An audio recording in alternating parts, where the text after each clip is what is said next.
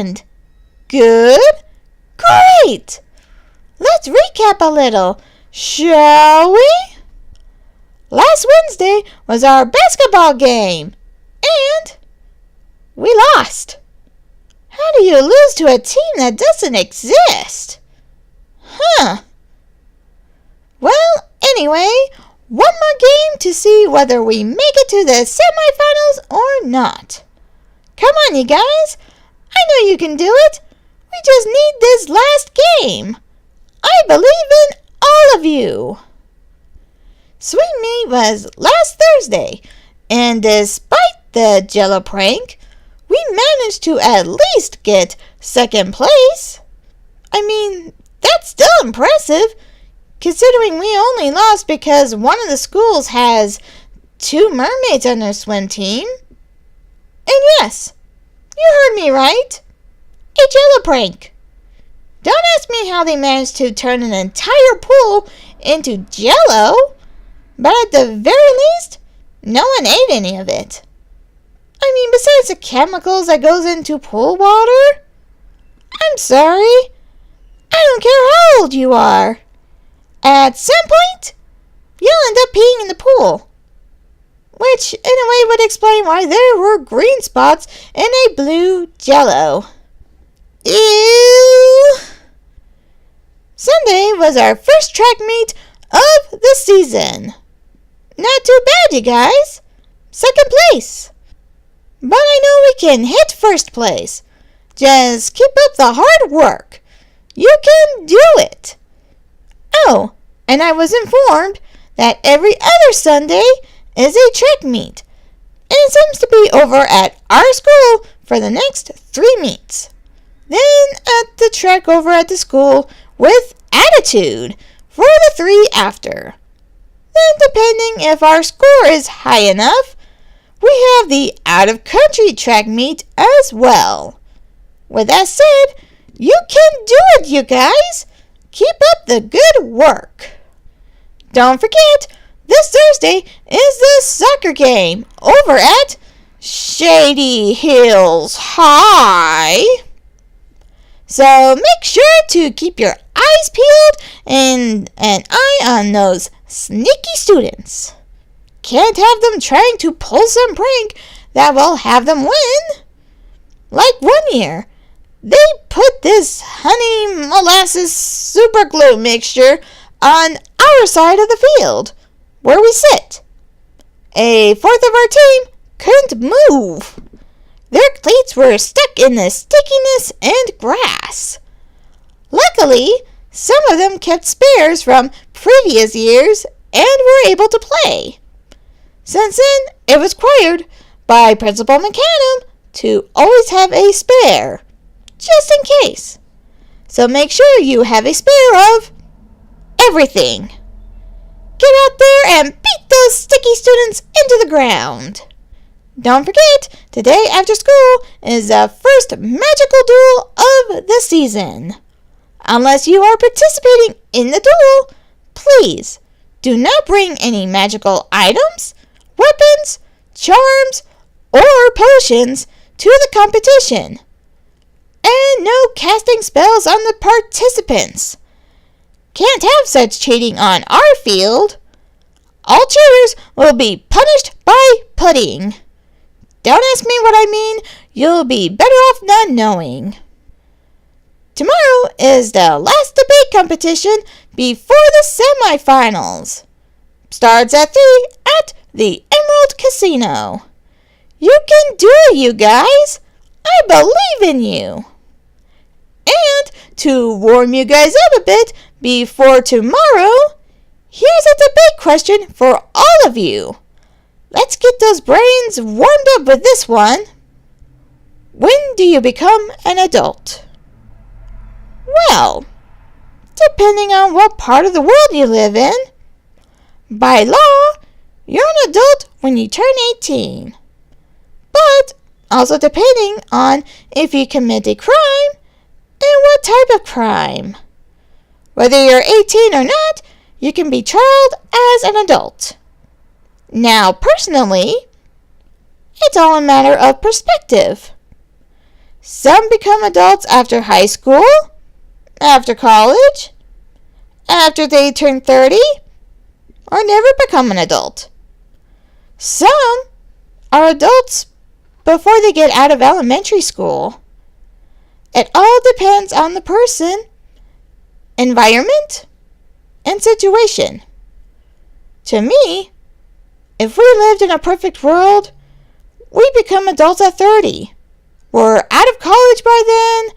We've gotten some of our wild and fancy free out of our systems and have a job, maybe a stable relationship, transportation, a place of our own, and maybe even a decent credit score.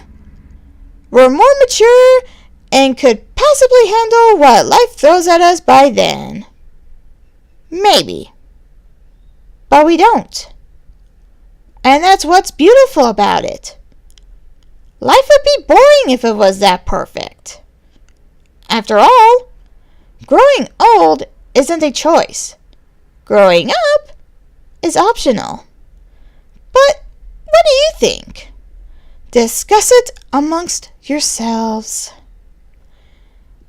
Now, I had brought this up before, but as a reminder for teachers, this is the last week to put your input on which student you believe should be Student of the Month for their grade.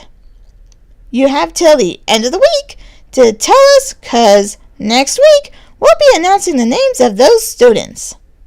Thank you. Now, it's been quite some time, so let's do a little bit of Dear Alexis, shall we? Dear Alexis, how was your Valentine's Day? I took your advice and went to the dance with some of my friends. It was a blast. Then we went back to my place and ate pizza and candy till they had to go home. My favorite part was playing blackjack using the candy as currency. What was your favorite part of the holiday? Signed, Chuck of Money. Well, Money, my Valentine's was mostly here, protecting the principal from horny teenagers. Though not many actually tried to come up. Not when they saw her husband going to her office late that morning. Once I got home, though, my honey and my boys were all dressed up and took me out for dinner. My boys were so well behaved. That was my gift from all of them.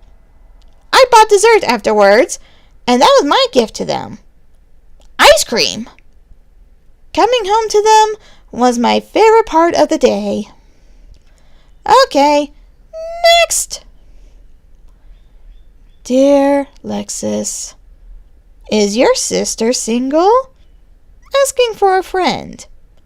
Signed, a friend. Well, friend, I believe I have mentioned this before, but that was back in January, so you might have forgotten. No, my sister is not single. She is definitely taken, in many ways.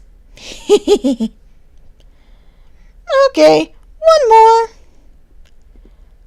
Dear Lexus, do you think all these reboots, remakes, reimagined movies, TV shows are necessary when a lot of them are really bad?